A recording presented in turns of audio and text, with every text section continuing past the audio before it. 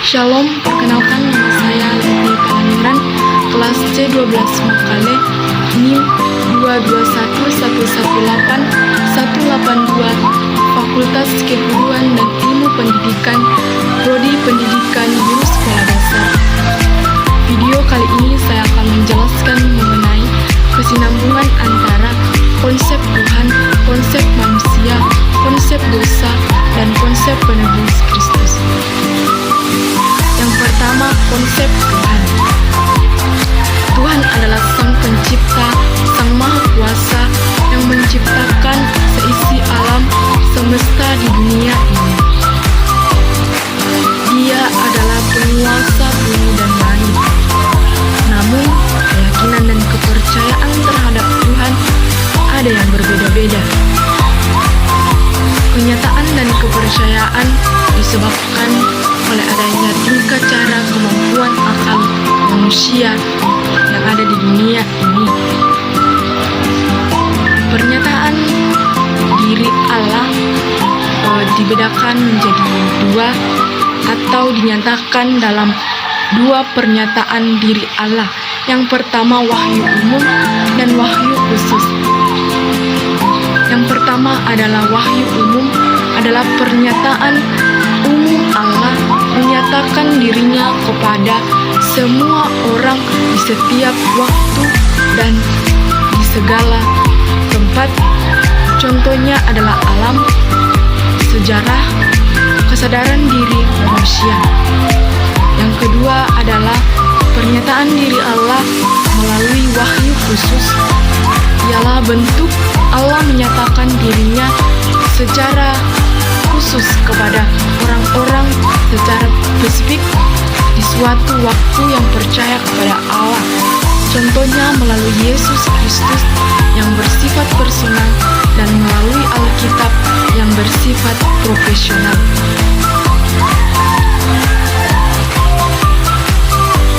Di dalam konsep Tuhan, istilah Tritunggal digunakan oleh Tertullianus sejak abad yang ketiga. Penggunaan istilah ini untuk membantu seseorang memahami esensi Allah yang tampil dalam tiga pribadi, yaitu Bapa, Putra, dan Roh Kudus. Hakikat Tuhan ini, Allah itu hidup. Artinya, hidup itu identik dengan kesadaran diri, berpikir, bertindak, berkuasa, dan berencana. Allah itu kekal. Kekal artinya tidak memiliki awal dan akhir, atau alfa dan omega. Di dalam kitab Wahyu 22 ayat 13, firman Tuhan, "Aku adalah Alfa dan Omega, yang pertama dan yang terkemudian, yang awal dan yang akhir." Kedua adalah konsep manusia. Manusia menurut orang Toraja, Wang Matua Sang Pencipta menurunkan aluk dinamakan Sukaran Aluk. Bersamaan dengan itu, diciptakan pula nenek manusia Datula Uku. Wang Matua menciptakan segala isi bumi dan menciptakan untuk unsur atau makhluk ciptaan langit melalui suatu tempat ciptaan yang disebut Saung Sibarung. Wang Matua menciptakan kedelapan makhluk tersebut, maka nenek manusia pertama Datula Uku dikenal dengan Sukaran Aluk, dikenal dengan Aluk Tanda Pituna. Yang kedua, manusia menurut agama Buddha adalah kumpulan dari energi fisik dan mental yang selalu dalam keadaan bergerak, yang disebut pancahanda atau 5 kelompok, yakni rupa kanda atau jasmani, Vinanakanda atau pencerahan, Sanakanda atau penerapan, prahara kanda atau bentuk-bentuk pikiran dan vinana kanda atau kesadaran. Tujuan akhir manusia menurut ajaran Buddha adalah untuk mencapai nibbana atau kesempurnaan. Mereka harus berbuat yang benar.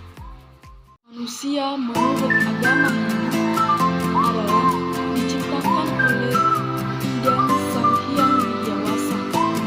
Manusia dalam ajaran agama Hindu tersebut dibentuk dalam dua.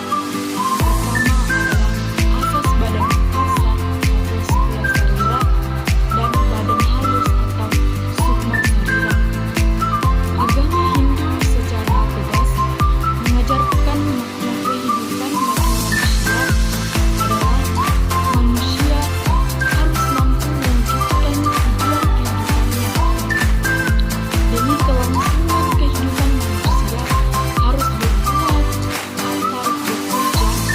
Dalam pekerjaan tersebut ada dua hasil yang disebabkan oleh perilaku manusia yang baik dan yang buruk.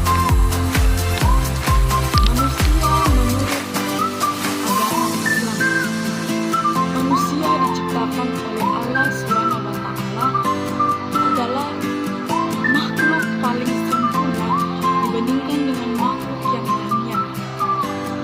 Adapun tujuan manusia diciptakan yaitu yang pertama untuk beribadah kepada Allah, yang kedua menjadikan khalifah atau utusan di muka bumi ini, melakukan pembangunan di muka bumi dan tidak berbuat kerusakan. Konsep manusia menurut Alkitab. Dalam Alkitab Kejadian 2 ayat 7 mengatakan bahwa Tuhan membentuk manusia dari debu dan tanah dan mengembuskan nafas hidup ke dalam hidungnya. Demikianlah manusia menjadi makhluk yang hidup. Tujuan Allah menciptakan manusia adalah untuk memuliakan Allah, sehingga ini yang menjadi alasan kenapa manusia diciptakan serupa menurut gambar Allah. Kita bilang bahwa Allah dialah yang menjadikan kita dan punya dialah kita, umatnya dan kawanannya, gembalanya. Mazmur 100 ayat yang ketiga.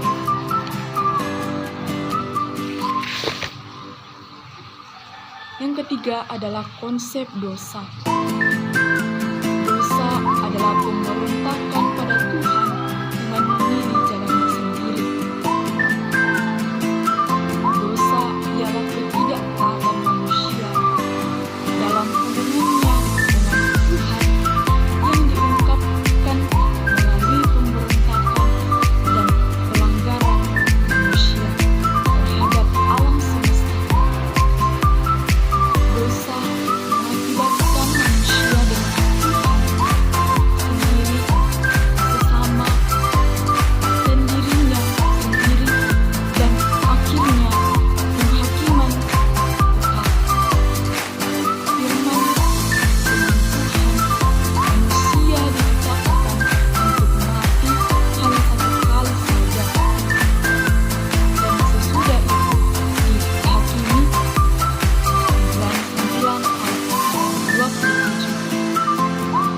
Upah dosa ialah maut. Roma 6 ayat 23. Bentuk-bentuk dosa ialah pencabulan, kecemaran, hawa nafsu, penyembah berhala, sihir, perseteruan, perselisihan, iri hati, amarah, kepentingan diri sendiri, pencidelaan, roh pemecah, kedengkian, kemabukan, pesta pora, dan sebagainya.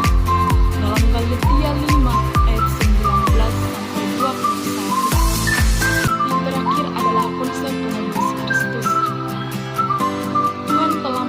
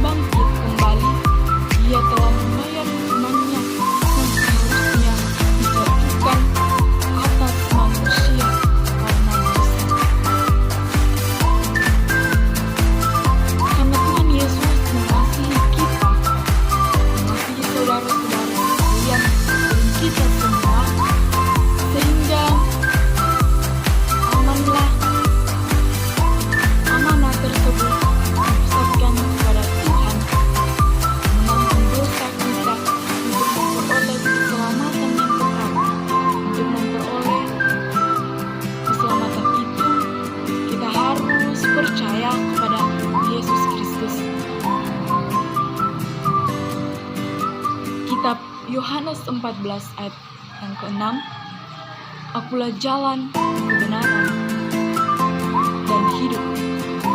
Tidak ada seorang pun yang datang kepada Bapa kalau tidak melalui Aku. Jadi, Tuhan mengajak saya, Tuhan mengajak kita semua, Tuhan mengajak saudara-saudara sekalian untuk selalu percaya kepada Yesus Kristus. Berbalik dari dosa-dosa saudara, dosa-dosa saya, dosa-dosa kita semua. Tuhan itu mengajak kita untuk selalu mengabdi kepadanya.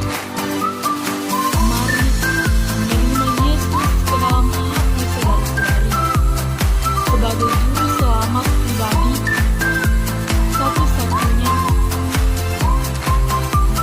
Maka Tuhan akan menerima Yesus, Tuhan akan menerima kita di dalamnya, lalu mengikuti Dia sebagai Tuhan yang satu, sebagai Tuhan yang saudara patuhi dalam hidup saudara sekalian. Marilah kita menaati perintah-perintah Allah.